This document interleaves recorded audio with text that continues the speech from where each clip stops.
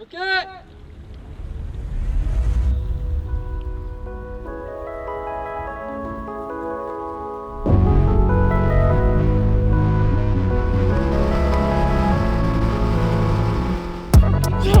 was awesome, man. That was fucking awesome.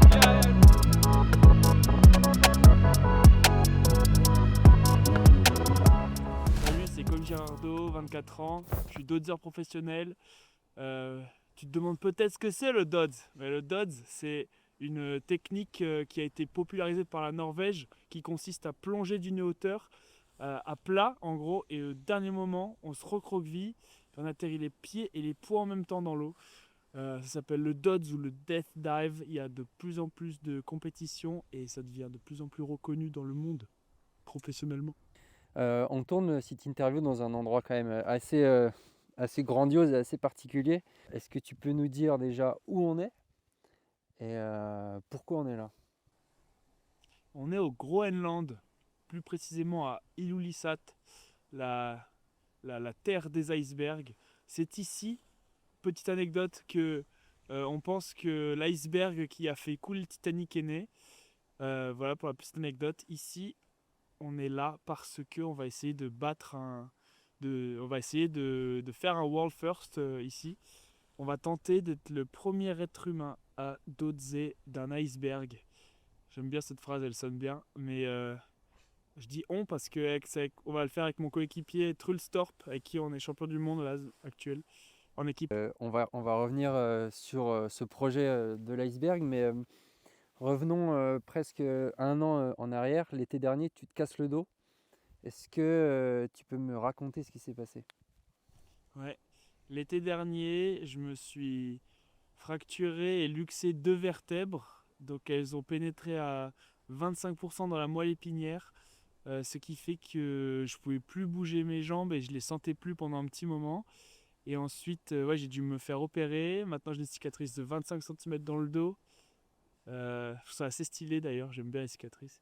Mais j'ai 8 vis dans le dos, là, de 5 cm, que je ferai enlever après l'été.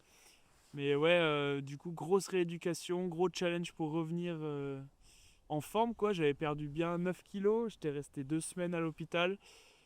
Et ouais, c'était compliqué de marcher, de tout faire, de tenir debout. Je tenais pas, j'arrivais pas à être assis pendant trop longtemps. Fallait que j'aille me coucher pour reposer le dos.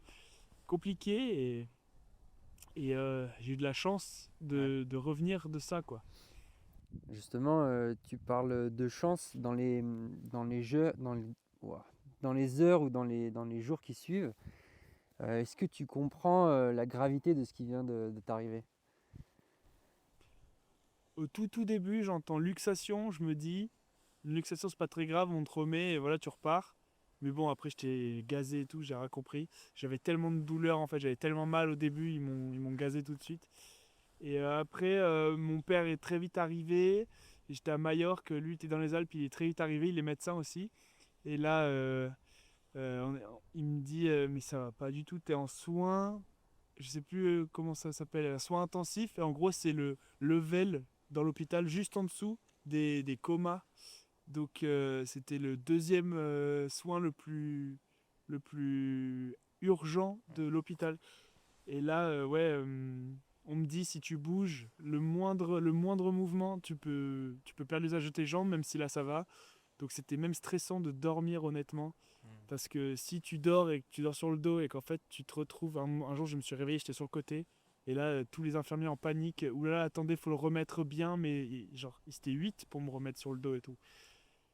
Donc ouais, quand il y a 8 gars qui s'occupent de toi pour juste te tourner et tout, enfin, il y a plein de raisons qui font que, oui, ça montrait que c'était sérieux, quoi. Ouais, ouais.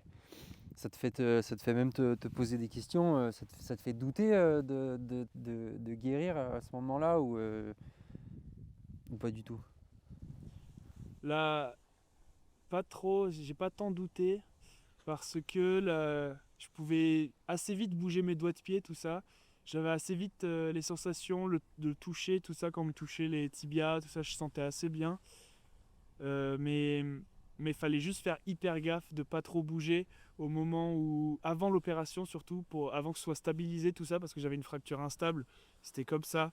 tu montreras sûrement la radio et tout, mais c'était assez hardcore ce que j'ai eu. Donc tant que l'opération n'avait pas eu lieu, c'était hyper risqué de faire quoi que ce soit. C'est pour ça que j'ai dû rester sur place et j'ai pas pu rentrer à la maison pour me faire opérer avant. Et ouais, c'était... C'est quoi la question du jeu? Est-ce que tu comprends la... Non, c'était est-ce que tu comprends la gravité de ce qui vient de t'arriver et puis après, est-ce que tu doutes de revenir en fait à ce moment-là parce que... Mais vraiment, que dans cette période-là du jour d'hôpital où tu peux pas trop bouger, etc. Ouais, à ce moment-là, il n'est pas tant question de est-ce que je vais reprendre le DODS, est-ce que je vais pouvoir refaire mon sport, c'est plus est-ce que je vais pouvoir remarcher, tu vois, c'était pas ça le premier challenge. Le premier challenge, c'était déjà s'asseoir avant de marcher et après marcher. Je t'avoue, je pensais pas trop à refaire du sport là pour le moment. Du coup, quand les médecins ils te disent que tu pourras plus skier aussi fort que tu ne le faisais avant, en tout cas pour cette saison-là, comment est-ce que tu l'encaisses? Ouais, moi, il y a vraiment une partie de l'année que j'apprécie fortement, c'est d'aller skier. Et là, ouais, on me dit que je pourrais pas skier avant fin mars. Et là, ou sinon, quand je pourrais skier fin mars, ce sera tranquillou sur les pistes comme un papy, quoi. Et là, petit coup au moral parce que moi, c'est un peu ma saison off. C'est là où je chill, je m'amuse et tout. Je débranche pas, mais genre je déconnecte un peu l'adrénaline, tout ça, et je m'amuse surtout après une période chargée l'été. Et là, ouais, c'était un gros crève-cœur. Mais en fait, je sais souvent quand je me blesse, je me remets assez vite des blessures, plus vite que la normale. Donc, j'ai entendu ce qu'il m'a dit, j'ai écouté, mais je me suis dit je vais tout donner pour revenir le plus tôt possible. Cette période-là de guérison, de récupération, est-ce qu'elle a changé quelque chose en profondeur en toi? Pour moi, cette période, elle m'a fait mûrir. Elle m'a fait comprendre que tout peut basculer très vite en fait. Parce que du jour au lendemain, j'ai failli finir paraplégique. Le chirurgien, il a dit que j'avais 70% de chance de finir paraplégique avec la blessure que j'ai eue. Euh, Honnêtement, je l'avais pas vu venir. Je l'avais pas vu venir. Ça, c'était un saut. Ce qui m'a blessé, c'était un saut à 34 mètres. J'ai déjà fait un saut à 44 mètres. C'était hyper bien passé. J'avais rien senti. Et là, j'avoue que dans mon sport, on s'en prend un peu enfin, une fois par saison, peut-être des rappels. En mode, on prend la hauteur, un 20 mètres pour du beurre. Et en fait, on se prend une grosse pétée dans la gueule parce que ça reste un gros impact, quoi. On arrive à 20 mètres, on arrive, je crois, à 70 km/h dans l'eau. C'est quand même une décélération de malade. On passe 70 à 0 en 2 mètres. Donc, là, ça, c'était un peu le plus gros rappel de ma vie et le plus gros rappel, un des plus gros rappels de l'histoire de mon sport, quoi. Donc, je pense que ça m'a mis un coup au moral à moi et à la communauté aussi. Ça montre que il y a des risques qu'on connaissait pas forcément, on s'en doutait, mais casser le dos, c'était arrivé qu'une seule fois avant moi et c'était quelqu'un de peu expérimenté. Donc ouais, maintenant j'ai changé un peu mes habitudes, je suis plus sérieux dans ma préparation physique, je suis plus réfléchi et puis ça m'a donné bien le temps de prendre du temps pour moi et me recentrer, repenser à l'avenir, qu'est-ce que je voulais et préparer l'avenir. Tu te places un peu aussi en figure de sensibilisation vis-à-vis du DODS. Quand même, tu vois, sur tes réseaux, tu fais beaucoup de rappels de ça, etc., de ne pas le prendre à la légère. Tu penses qu'aussi cette chute-là, cet énorme rappel, il peut avoir un impact pour les autres pratiquants? Je pense, j'en ai déjà parlé aux autres pratiquants et ouais, ça a mis un coup au moral à la communauté, je pense, du DODS. Les mecs, les records faisaient que tomber. Là maintenant, le record il est à 48 mètres. C'est Chouko qui me l'a battu là, juin dernier, il y a presque un an. Et honnêtement, je vois pas beaucoup de gens qui vont aller tenter de le battre là avec la hauteur qui est devenue folle. Et aussi, je pense que dans la tête des gens, il y a ma blessure aussi. Je pense que maintenant, ça stresse un peu les gens et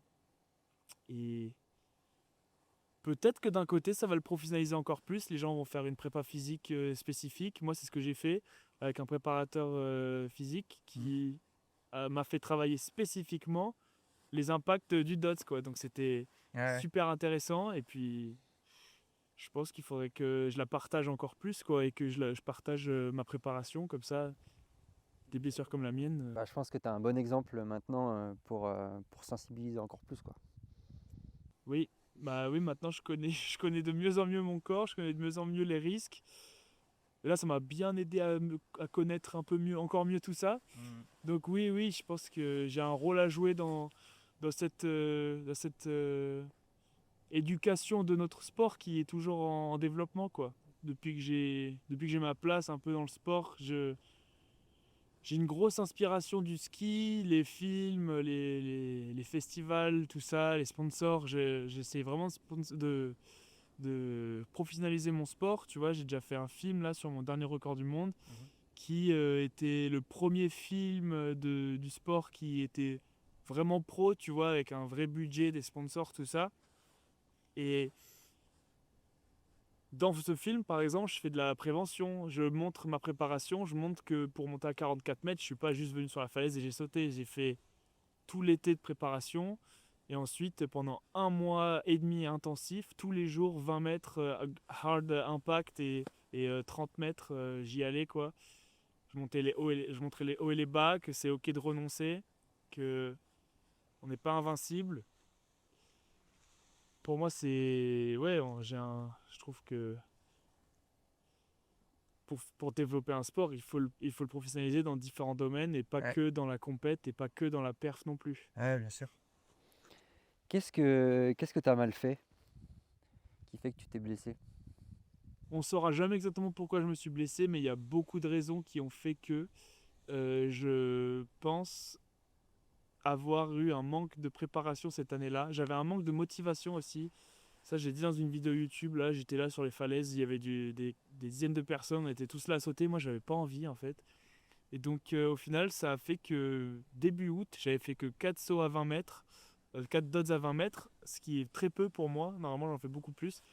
Mais c'est pas très grave au pire. Sauf que là, j'ai décidé qu'avec mon coéquipier à qui on est champion du monde, Trulstorp, on va faire un 34 mètres en tandem ensemble parce que pourquoi pas, c'est cool, on est ensemble, enfin, c'est l'occasion de voler quoi, ensemble et tout. C'est un truc de malade de partager ça avec quelqu'un.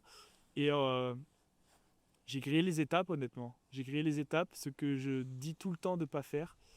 Mais c'est-à-dire que j'ai sauté de 34 mètres avec 20 mètres dans le corps en fait. Et pour encaisser de tels impacts, il faut préparer le corps.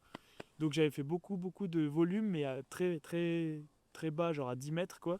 Donc je pensais que ça allait le faire, mais en fait, erreur de jugement. Donc j'avais pas la carapace qui faisait que ça me protégeait, le corps était pas assez tonique parce qu'il avait pas assez encaissé d'impact. Aussi j'étais fatigué, j'avais pas forcément envie d'être là, mais bon je me suis un peu forcé parce qu'au bout d'un moment on est là, on n'a rien foutu, faut sauter. Il y a beaucoup d'éléments qui ont fait que ça a foiré. Aussi, il y a un angle qui montre qu'il y a une vague qui vient de face. Donc la vague elle vient de face et moi j'arrive de face aussi avec de la vitesse, avec du momentum. Et en fait j'atterris comme ça. Je suis un peu en avant déjà en plus. Donc j'atterris comme ça et en plus j'atterris dans une vague, dans la montée de la vague. Donc si tu mets la vague à plat, en gros j'ai atterri comme ça. Tu vois, grave en avant, tout sur le dos qui a tout pris. Et de 34 mètres. Ouais, ça met Alors une que force. je suis censé répartir l'impact sur les pieds et les poings. Et là j'ai tout mis sur le dos carrément. Ça met une force de ouf, quoi. Donc, c'est Ouais. presque contre un mur, quoi. Bah oui, un atterrissage que mon dos a pas du tout l'habitude d'encaisser et surtout encore moins l'habitude d'encaisser à cette période-là l'an dernier. Sur tout le chemin du retour, de la rééducation, la gym, le ski, à quel moment tu y crois et tu te dis que c'est possible de revenir à ton meilleur niveau en dodge? Est-ce qu'il y a un moment vraiment où tu as capté ça? Ouais, bah le ski m'a beaucoup aidé. Du coup, je me suis remis au ski fin décembre. Après ouais, super tôt. Au début, je me suis dit, c'est bon, je me sens fort et tout. Je vais pouvoir. J'avais le feu vert du chirurgien aussi. Je vais pouvoir aller sur les pistes, chiller, tu vois. Genre, juste bon, je vais respecter, je vais rien faire. Et en fait, en allant un peu plus fort chaque jour, genre vraiment step by step pour le coup cette fois-ci. Et ben au final, les impacts sur le dos, ça me faisait limite du bien de mettre de la pression un peu dessus, d'arrêter de le chouchouter et de le secouer un peu, tu vois. Et en fait, au final, à la fin de l'été, à la fin de l'hiver, je faisais dub back et tout. J'ai testé un dub back, j'ai complètement foiré. Je me suis pris des belles tôles, hein, et franchement, aucun problème pour le dos. Ça m'a mis. Enfin, je me suis pris des belles tôles et j'ai fait des beaux tricks aussi, attends, quand même. Mais, mais tous ces impacts, que ce soit stomp, genre sur du plat ou quoi, Ouais. genre je crois que dès la deuxième semaine, j'ai mis un gros bac et atterri dans mon cratère, là, poum, énorme impact, bien lourd. Et, et là, j'étais là. Mais un bac en fait. Mais bon, beaucoup de. Comment on dit Beaucoup de. J'avais peur de revenir. Beaucoup de doutes. Crainte, des craintes. Ouais, mais quand même, j'avais quand même la crainte de revenir au Dodds. Je suis revenu super tard dans le Dodds et j'avais quand même la crainte de voir comment l'impact allait être. Ouais. Et honnêtement, le premier jour au retour en Dodds, en piscine, là, en entraînement, ça allait pas du tout. Ça faisait trop bizarre, j'avais mal au dos, ça faisait juste trop bizarre. J'arrivais pas à pivoter et tout. Et là, j'étais pas serein. Et en fait, le deuxième jour, déclic, tout allait bien. Troisième jour, 10 mètres. Cinquième jour, 15 mètres. Ouais. Et là les peurs sont parties un peu. Cette fois, on grille plus les étapes et puis on y va vraiment tranquille, quoi, mètre par mètre. Ouais. Mais j'ai grillé les étapes sans le savoir. Malgré ma connaissance dans le DOS, j'ai grillé les étapes, mais je pensais que c'était bon, en fait.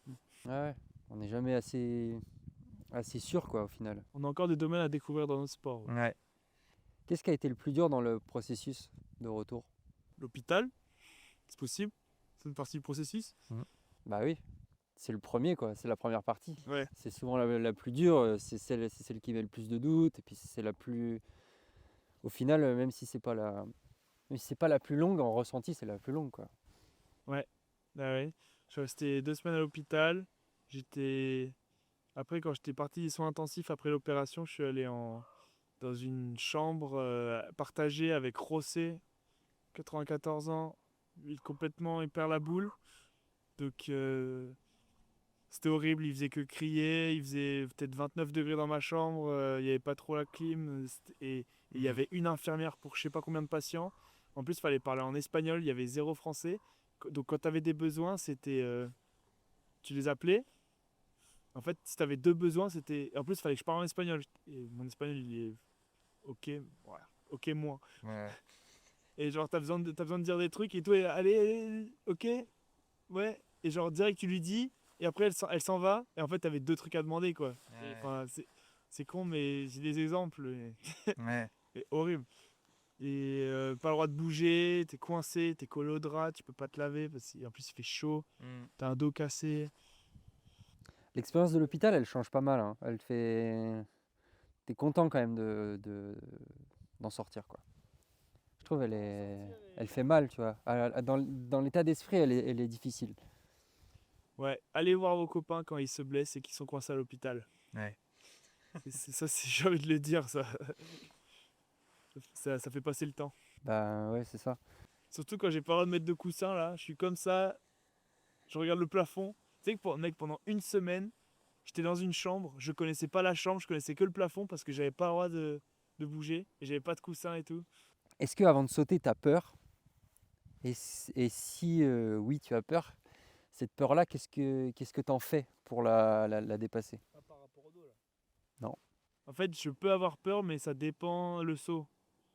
En fait, j'ai peur si c'est une nouvelle hauteur ou si c'est un nouveau tricks ou si c'est une combinaison des deux. Mais si c'est un classique de 20 mètres, je vais être ok. Je vais pas avoir très peur parce que je sais que je sais faire et qu'il n'y a pas trop de risques pour moi qui suis expérimenté. Bon, en revanche, un classique de 20 mètres d'un iceberg là-bas, enfin, j'aurais pas peur du saut, j'aurais plutôt peur que l'iceberg s'effondre en dessous de moi ou qu'il se retourne. Pas rigoler de ça tout de suite, c'est pas encore fait. Donc cette peur, c'est bien de l'avoir, je pense, parce qu'il y a des jeunes parfois qui arrivent et qui l'ont pas Mm. et qui s'envoient complètement n'importe comment, qui prennent des bonnes leçons directement, pas par nous, hein, par l'eau directement. Parce que la peur, ça sert à te concentrer, à éviter l'erreur et à faire les bonnes choses, quoi. Si t'as pas cette peur, tu vas monter trop haut, trop vite et tu vas mourir sûrement, tu vois, ou te blesser gravement. C'est ça un sport extrême, hein. Un sport extrême, ça se définit par si tu te rates dans l'action de ton sport, et bah soit tu te blesses gravement, soit tu meurs. Tu regardes tous les sports extrêmes, ça rentre dedans. Sur Wikipédia, là, il y a une bonne liste. Et donc la peur, c'est quelque chose qui te fait expérimenter une sensation au moment où tu l'as vaincu qui est indescriptible et que je vis nulle part ailleurs, tu vois. Quand t'as un tricks, là, t'as vraiment, vraiment envie de le faire, mais t'as hyper peur. Et là, vas-y, tu te dis, allez, go, j'y vais, je me suis bien préparé. Là, il y a le crew autour, il y a le spot, c'est parfait. Là, tu surpasses ta peur, tu l'envoies, ça se passe parfaitement. Et là, mec, la sensation que t'as à l'atterrissage, là, tes potes qui t'applaudissent, qui te font des câlins, mec, c'est tellement bien. Et parfois, j'ai même pas envie de faire le saut, j'ai juste envie de, de- d'avoir cette sensation de réussite, tu vois, à la fin, Ouais. là, à l'atterrissage, juste d'être content de ça, de moi, quoi, et fier de soi. Au final, l'expérience de la peur, elle est hyper gratifiante après, quoi. Si elle commence à disparaître, même tu perds un peu de ce que t'aimes dans le sport et bon, après tu perds presque complètement la boule, quoi. Ouais, en fait, si t'as pas peur, je pense que si j'avais pas peur, je serais ennuyé par mon sport. Et puis, si tu surpasses rien, en fait, Mm. c'est quoi l'intérêt de faire ton sport? Ouais. Si tu te sors pas de ta zone de confort, bah, il n'y a aucun intérêt, je trouve. Nous c'est ce qui nous rend fou et ce qui nous donne la passion, c'est de sortir de sa zone de confort et en fait, c'est le résultat d'un travail, en fait, au final. De, c'est, c'est, c'est c'est la récompense, quoi. C'est Ouais. cette euphorie à la fin quand tu as réussi à surpasser ta peur et que ça s'est bien passé. Le risque, du coup, il est au cœur du dodge. Comment toi, tu as appris à le lire, à le mesurer et à le surpasser et à quand même sauter? Moi, je me suis inspiré des meilleurs. J'ai toujours essayé de faire dans les règles de l'art, suivre les codes. Et ensuite, une fois que tu as bien compris les codes et les règles de l'art, tu as envie d'un peu écrire tes propres codes et de développer tes propres parties du sport. Euh, Tu vois, parce qu'un sport, ça a toujours besoin de développement et d'évolution. Sinon, si ça stagne, Mm. bah, ça va nulle part Ouais, et c'est clair. ça peut perdre de l'engouement. Ouais. Mm. J'ai complètement oublié ta question, Louis. Comment tu as appris à lire le risque, à le mesurer et à quand même passer outre? Je suis passé complètement à côté de la question, surtout. Ouais. Donc, le risque, c'est pour ça, en fait. Mais au début, je te disais, Tu en fait, t'inspires des je meilleurs. m'inspire des meilleurs. Je vois comment ils font. En fait, moi, j'analyse beaucoup ce qui se passe. Et je fais surtout étape par étape. Tu vois, depuis le jour 1 de mon début au sport, j'ai toujours essayé de respecter cette règle de faire étape par étape, en fait. Moi, j'ai peur parfois, je vois des jeunes ou des débutants qui vont à 20 mètres trop tôt, quoi. Mm. Ou 30 mètres, et voilà, parfois ça finit mal.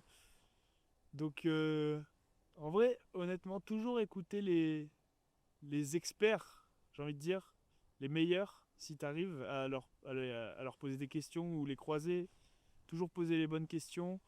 Si tu as des doutes, écouter les copains. Si tu n'arrives pas à visualiser ton tricks, le fais pas. Mm. Moi, j'ai déjà refusé de faire les tricks parce qu'il y avait une partie qui était floue. La visualisation aussi, ouais, c'est ça en fait la réponse à ta question. Le plus important, je pense, c'est la visualisation. Toujours, toujours visualiser son saut avant d'y aller.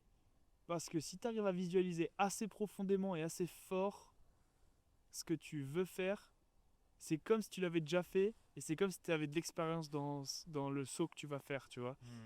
C'est pareil en compétition. Si tu arrives à visualiser assez fort, tu as l'impression d'avoir fait la compétition déjà. Ouais. D'avoir une compétition en plus dans les pattes, tu vois ce que je veux dire, d'avoir plus d'expérience. Alors que tu n'as rien fait. Hein. Ouais. Moi, en visualisation, j'arrive à rater des tricks. Parce que, genre, ah, mais non, j'ai allé trop en avant, ah, j'ai envoyé trop fort. Parce que les sensations et les rotations, on les connaît. La visualisation dans mon sport. Et dans beaucoup de sports, c'est important. Tu t'inspires aussi pas mal, t'as pas mal de potes dans le monde du ski freeride. Est-ce que tu dirais que tu t'inspires aussi d'eux dans la visualisation? Qu'est-ce que tu prends chez eux pour le retranscrire dans le DODS? Mais le truc, c'est que c'est très différent le freeride et le DODS. Parce que le freeride, c'est un peu un. Pour moi, c'est comme un marathon le freeride. Il y a tellement d'étapes dans un run. C'est un truc de fou. Eux, ils ont 3 tricks, voire plus à faire. Et c'est un micmac, quoi. Genre, tu dois mettre un 3-6 de 30 mètres et après, tu dois rester composé et tu dois continuer à. Tu dois penser au prochain cork set là, que tu vas mettre sur la barre de 20 mètres juste après. Ça a pété là. Oh, c'est beau. Je peux avoir un miroir quand je te parle. Faut regarder. Mais les freeriders, ouais, en vrai, ils ont une énorme analyse du terrain juste avant. Donc là, eux, ils ont une visualisation tellement poussée, je pense, encore plus que dans mon sport. Eux, la visualisation, en plus, elle dure longtemps, quoi. Et puis surtout, c'est vraiment pas évident de voir la face d'en face. Parfois, ils ont les plans drone pour voir les take-off et tout, mais voir la face d'en face et se repérer, ça, je trouve ça vraiment incroyable. Après, est-ce que je m'en sers dans mon sport? Ouais, je fais de la visualisation aussi. Mais je pense que ce dont je me sers le plus dans mon sport par rapport au ski, c'est le freestyle en fait, les tricks. Tu vois, j'essaie de. Surtout cette année-là, j'annonce, je vais faire que des ski tricks dans les championnats du monde. Et en fait, c'est ce domaine de tricks. En fait, dans mon sport, le ski, les tricks de ski n'ont pas du tout été amenés encore. Ouais. Et je suis un peu le mec qui en a ramené quelques-uns déjà. Et là, cette année, j'en ai travaillé quelques-uns. Là, j'ai des petits bangers qui arrivent déjà. Je suis assez content de ma préparation. Donc, ouais, c'est surtout les tricks qui font qui m'inspirent. Et les grabs aussi. Parce qu'il n'y a pas beaucoup de grabs et pas beaucoup de tricks. T'as envie d'être celui qui amène ça, quoi. Le skieur qui dodge. Ou le dodger qui skie. Bah, déjà, je trouve que c'est trop stylé, quoi. Ouais. Et en plus, en dodge, ça se marie trop bien. Je trouve que ça respecte bien l'esprit de mon sport. Nous, c'est plus spin to win. Et ça, à un moment, ça devenait comme ça. Et la ligue, par exemple, elle a stoppé ça parce qu'on voulait pas que ça devienne comme ça. Et c'est grave style et flow, tu vois, en l'air. Et attitude. Ouais. Donc, les skis freestyle, en fait, c'est les skis freeride qui sont à utiliser dans le sport. C'est pas les skis freestyle, les tricks freestyle, parce que les tricks freestyle, maintenant, tu peux partir au triple cork, ça va pas se faire. Ouais. Est-ce qu'il y a un moment où tu décides que le risque, il en vaut la peine ou pas? Et comment tu arrives à cette conclusion?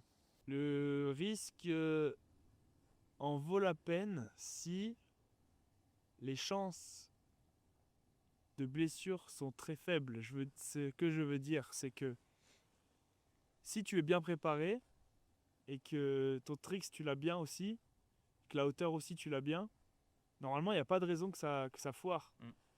Donc il y a un risque, mais le risque est très limité. Donc je dirais que le risque en vaut la chandelle quand les chances et les probabilités de rater sont amoindries au maximum. Donc les risques, il y en a toujours, mais tu peux le limiter vraiment à très peu. Tu le limites par la justement par la préparation physique, la visualisation, et puis aussi pas non plus te faire submerger par forcément aller plus haut, plus fort, mais te contenir et puis un peu comprendre ce que tu fais, quoi, avant tout. Ouais, bah, le risque se limite par la préparation physique, Mm. préparation mentale aussi. Ouais. Parce que dans la préparation mentale, il y a visualiser son tricks, savoir gérer le stress, mais aussi savoir gérer l'engouement autour. Tu vois, Ouais. parfois, il y a des débutants, même pas les débutants, hein, des mecs super chauds qui arrivent et qui n'ont pas l'habitude de sortir avec le dodsé avec 50 personnes autour et ils se font un peu emporter par l'engouement, quoi. Et du coup, ils arrivent, moi aussi je veux faire, moi aussi je veux impressionner. Mm. Ça aussi, faut être mature là-dessus. Mm. Faut pas toujours. Faut savoir se contenir, quoi. Et aussi, dans la préparation tricks, trampoline, tu vois, dans la préparation en plongeoir, en piscine, plus basse hauteur, tu peux découper les tricks en plusieurs parties, tu vois. Imagine, c'est un triple salto to dots. Eh ben, tu peux t'entraîner à faire le double salto. Et après, la deuxième partie, les 2 derniers saltos. Et ça fait. En fait, quand tu les combines ensemble, ça fait un saut entier. Il y a plein de techniques, mais et il y a plein de préparations aussi différentes. Tu parles d'engouement, ça c'est pas dans les questions, mais c'est un sport qui vit sur les réseaux. En vrai, je suis pas sûr qu'on puisse forcément contredire ça, tu vois. Ça marche aussi sur les réseaux parce que c'est hyper impressionnant et puis ben voilà, les gens aiment ça.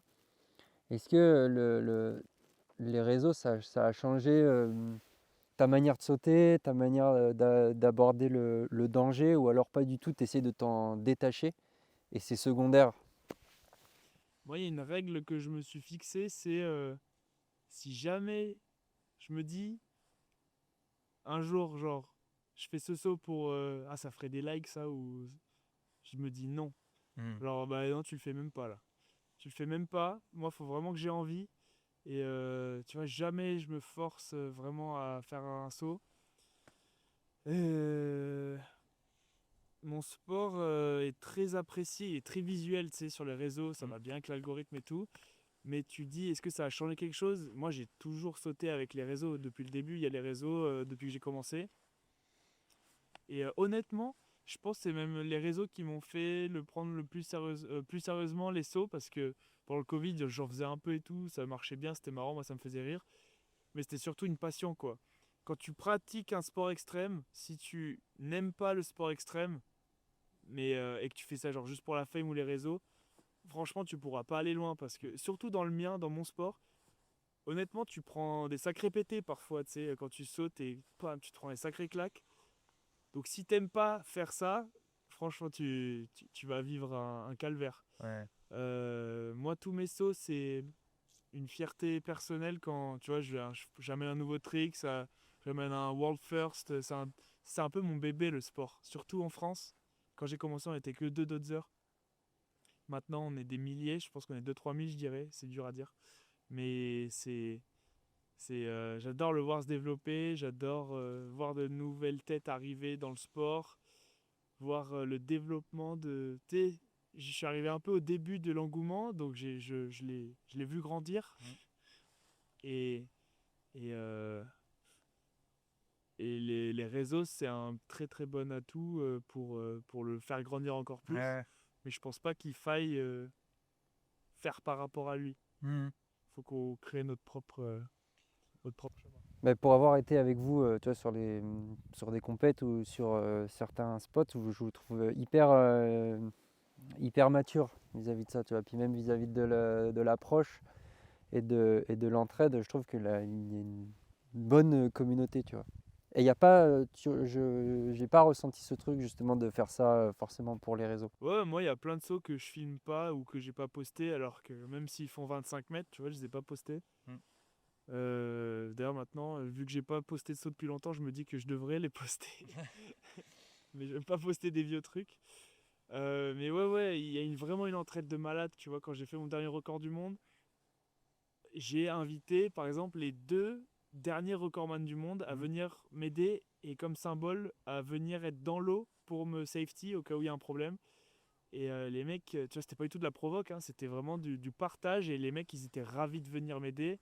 Il n'y a pas eu une seconde d'hésitation. Et là, s'ils rebattent le record et qu'ils m'appellent, moi, je viens tout de suite. Il y a vraiment une entraide. Et en fait, on a besoin de l'un et l'autre pour se pousser. et pour être en sécurité en fait. Parce que si mon sport, tu peux pas le faire tout seul. Mm. Comme C'est en clair. ski. Hein.